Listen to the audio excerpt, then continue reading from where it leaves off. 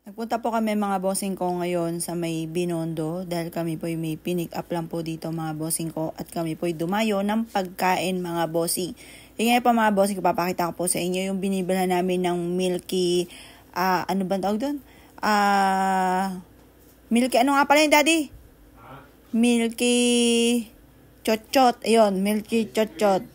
Hindi, Milky Chotchot. Ayun, ngayon po mga bossing ko, dumayo muna kami dito ng kain mga bossing ko dahil yung aking anak na bunso ay hindi pa pala nakakapunta dito. Dito ay favorite naming tambayan, yung Aquatica mga bossing ko sa tapat ng Binondo. At talaga napakabait ng mga staff po dito at napakasarap talaga ng pagkain mga bossing.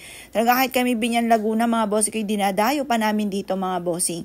At ganoon din po mga bossing ko, meron pa kami iba pang mga pupuntahan dito. Yung anak ko napasarap ng kain.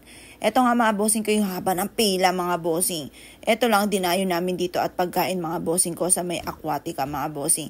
Ay talagang dinudumog at tapos ako yung naglalaway din dito mga bossing ko sa mangga. At ganun syempre hindi rin natin to palalampasin yung natikman ko dati mga bossing. Matamis yung nakakover sa kanya na ginawang liquid mga bossing ko na asukal. Yan, pagtapos idinip yung mga maaasim na prutas, kagaya ng strawberry mga bossing ko. Maaasim po sila mga bossing, kaya mix yung asim at saka yung tamis mga bossing. Ay nako mga bossing, pag uwi po namin ay ubod naman ng lakas ng ulan. Akala mo may bagyo mga bossing. Ay tingnan nyo po mga bossing ko, kaya kami nagbibiruan po dito. Baka pagdating sa bahay ay ubod naman ng init mga bossing. Yan nga po mga bossing ko, pauwi na po kami. Pero sa kabutihan pala, hindi naman po siya traffic.